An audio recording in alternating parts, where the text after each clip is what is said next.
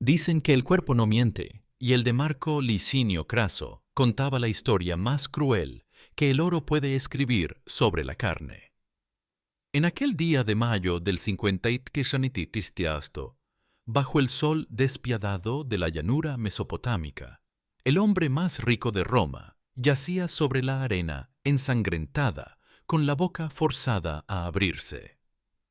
Sus labios, agrietados por la sed y el terror, temblaban mientras los guerreros partos preparaban el castigo final. El metal dorado se calentaba en el brasero, burbujeando como la avaricia que había devorado su alma durante décadas. No era ya el triunviro que había comprado la mitad del Senado, ni el especulador que se enriquecía con las desgracias ajenas. Era solo un viejo de 60 años, con el rostro desfigurado por el pánico, esperando que le vertieran oro líquido por la garganta. «Sacia tu sed de oro», murmuró Surena, el general parto, mientras el metal se tornaba del color de la sangre. Sus manos, que habían firmado la compra de miles de esclavos, ahora estaban atadas con cuerdas burdas.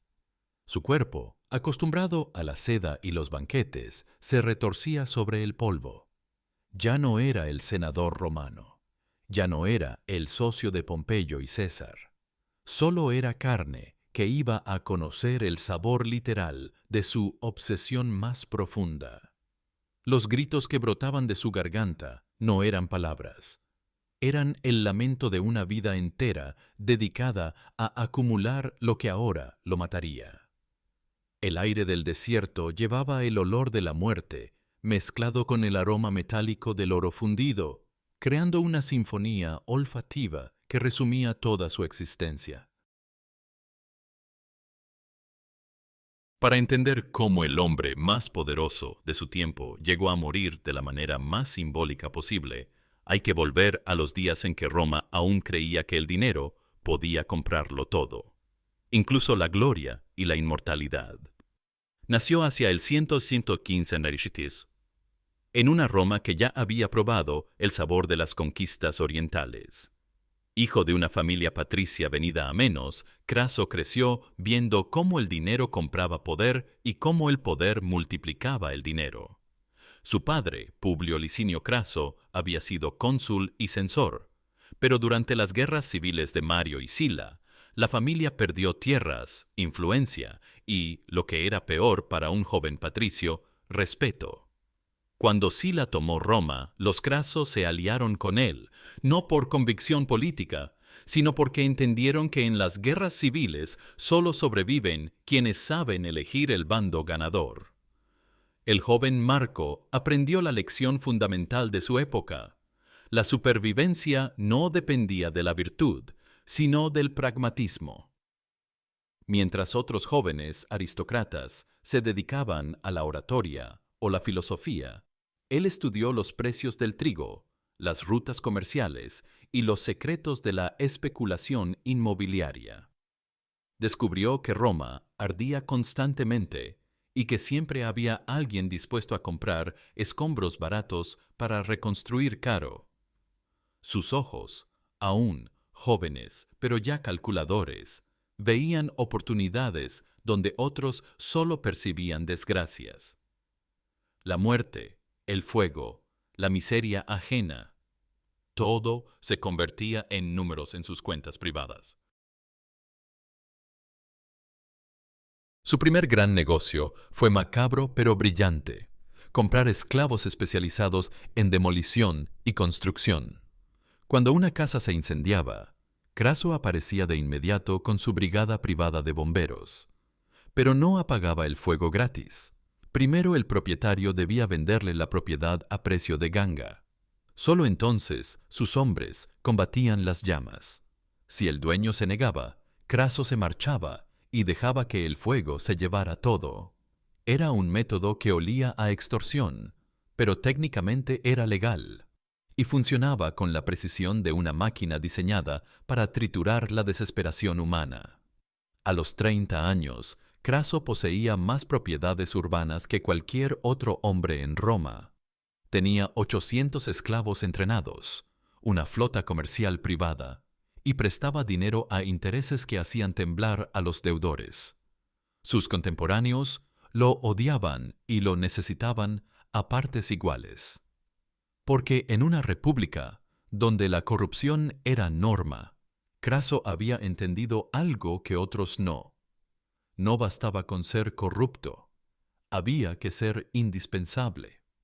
Su casa del Palatino se llenaba cada mañana de senadores arruinados, comerciantes desesperados y jóvenes nobles que necesitaban financiación para sus carreras. Todos llegaban con la cabeza alta y se marchaban con las rodillas dobladas, porque Craso había aprendido a quebrar el orgullo con la misma eficiencia con que apagaba incendios. La muerte de Julia en el 54 Manecistosto rompió el último vínculo emocional entre los triunviros. Era la hija de César y esposa de Pompeyo, y su fallecimiento durante el parto dejó a los dos generales sin el lazo familiar que había mantenido unida la alianza. Craso veía cómo sus socios se distanciaban mientras él seguía siendo el banquero de la República, respetado por su dinero, pero despreciado por su falta de honor militar. La obsesión creció como un tumor. Tenía 60 años y una fortuna incalculable, pero le quedaba poco tiempo para forjar un legado que rivalizara con el de sus socios. César conquistaba territorio tras territorio en las Galias, acumulando gloria y veteranos leales. Pompeyo gozaba del favor popular y controlaba el aprovisionamiento de Roma. Necesitaba una conquista que lo equiparara con Alejandro Magno, una victoria que grabara su nombre en mármol para la eternidad, y sabía exactamente dónde encontrarla. Partia, el reino que se extendía desde el Éufrates hasta el Indo, repleto de ciudades doradas y caravanas cargadas de seda y especias. Los partos habían humillado a Roma en el pasado, pero Craso estaba convencido de que su dinero podía comprar la victoria que el valor no había conseguido. Compraría los mejores soldados, las mejores armas, los mejores aliados. Convertiría la guerra en un negocio, y los negocios siempre los ganaba él. Por las noches, desplegaba mapas de Mesopotamia sobre mesas de ébano y trazaba rutas de invasión con dedos que temblaban de emoción.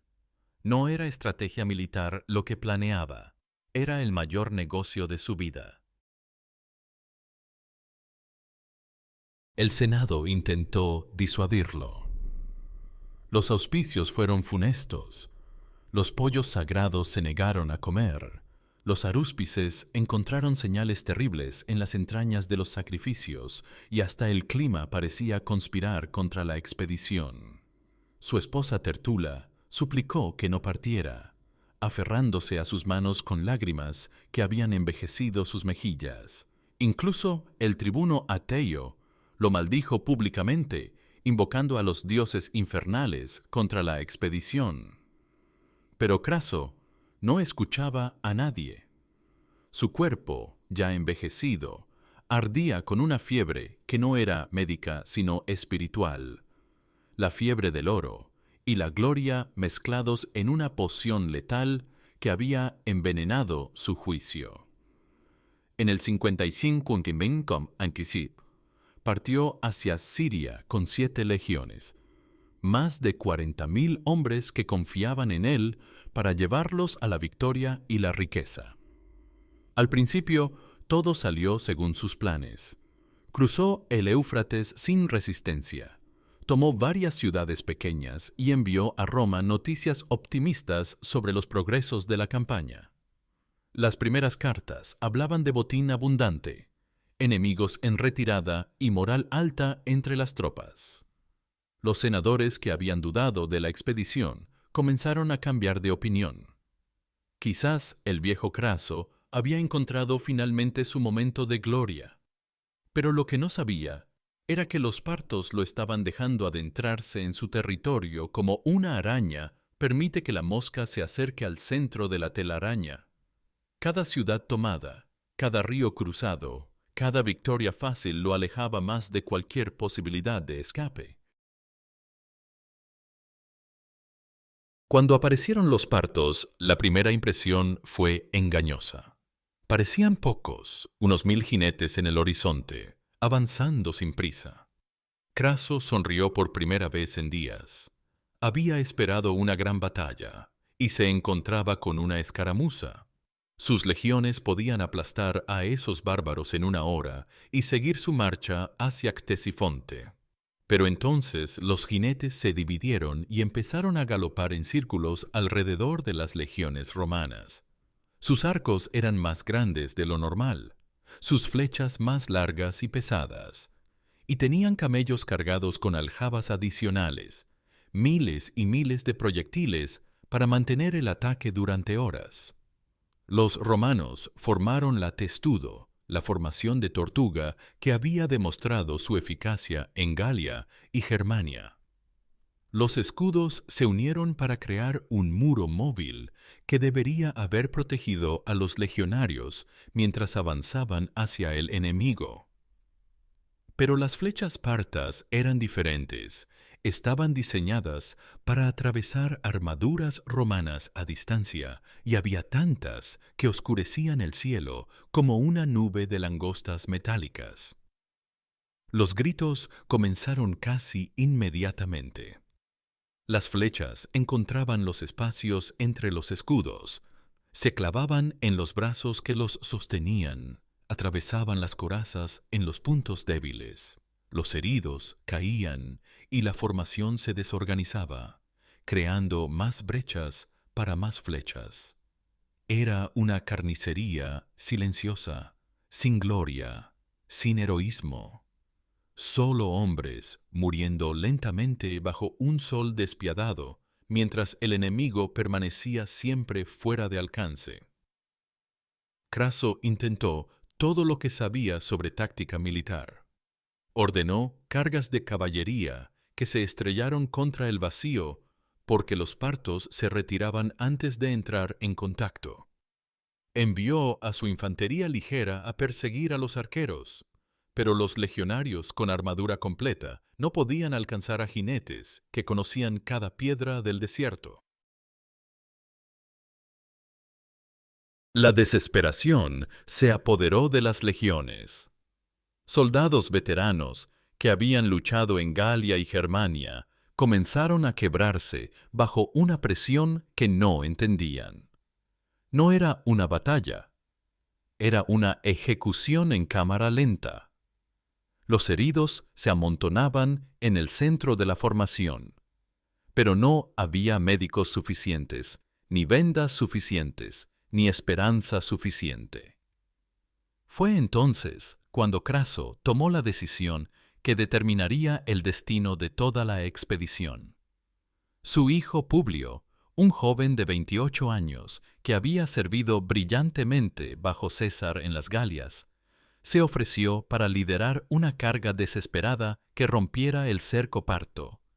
Era una misión suicida, pero quizás la única forma de salvar al resto del ejército. Publio partió con 1300 jinetes galos, la flor y nata de la caballería auxiliar romana. Su padre lo vio alejarse con una mezcla de orgullo y terror. El joven llevaba el anillo familiar de los Crasos, una joya que había pasado de padre a hijo durante generaciones. Sería la última vez que Marco Licinio vería a su heredero con vida. La carga de Publio consiguió inicialmente su objetivo. Los partos fingieron retirarse, atrayendo a la caballería romana lejos del grueso del ejército. Pero era otra trampa. Una vez que estuvieron suficientemente separados, los arqueros montados rodearon a Publio y sus hombres en un círculo mortal. Los galos lucharon con la desesperación de quien sabe que va a morir, pero estaban en clara inferioridad numérica y sin posibilidad de escape. Publio murió con una flecha en la garganta, tratando de reagrupar a sus hombres para una última carga. Sus galos cayeron a su alrededor, fieles hasta el final. Cuando los partos regresaron al campo de batalla principal, Uno de ellos cabalgó hasta las líneas romanas con una lanza en alto. En la punta estaba la cabeza de Publio, con los ojos aún abiertos, y una expresión de sorpresa que se había congelado en el momento de la muerte. El jinete gritó en griego, el idioma de la diplomacia oriental: «¡Mira, Craso! Aquí está el futuro de tu dinastía». El efecto fue devastador. Los legionarios reconocieron inmediatamente al joven que había crecido entre ellos, el heredero que representaba la continuidad de la familia más rica de Roma. Su muerte no era solo una pérdida personal para Craso. Era la extinción simbólica de todo lo que había construido durante décadas. Craso se tambaleó como si la flecha hubiera atravesado su propio corazón. Sus oficiales lo sostuvieron cuando sus piernas flaquearon, pero no pudieron sostener su espíritu.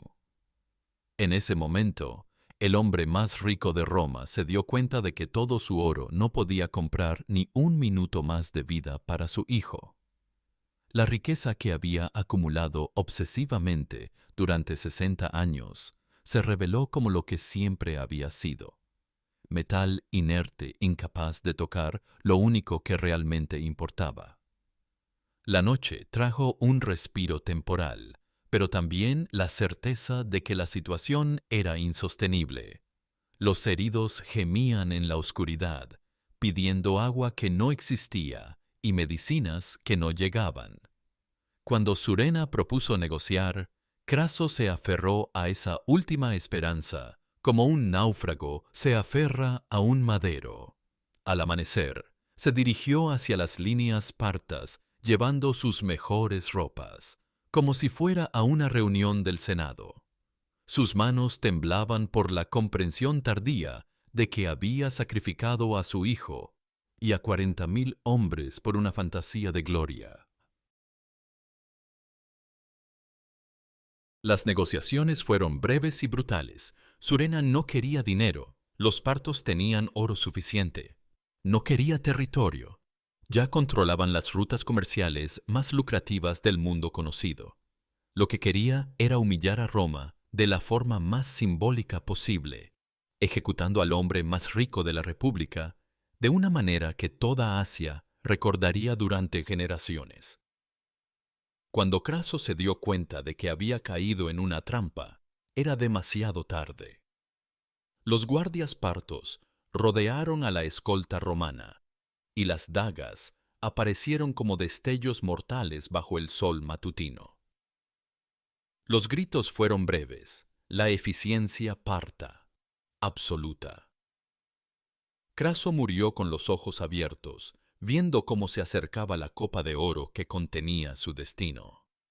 El metal líquido tenía el color del amanecer y la temperatura del infierno. Cuando se lo vertieron en la boca, su cuerpo se arqueó en una convulsión final, como si toda la avaricia acumulada durante décadas saliera de él convertida en humo y agonía. «Sacia tu sed de oro», repitió Surena mientras Craso se ahogaba en su propia obsesión hecha líquida. Era el epítome de la justicia poética.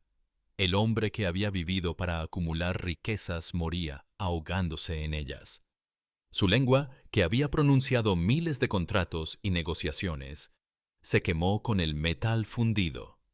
Sus labios, que habían sonreído contando monedas, se sellaron para siempre con el oro que había codiciado toda su vida. El sonido que brotó de su garganta no era humano, era el lamento de la avaricia misma agonizando en su propio veneno.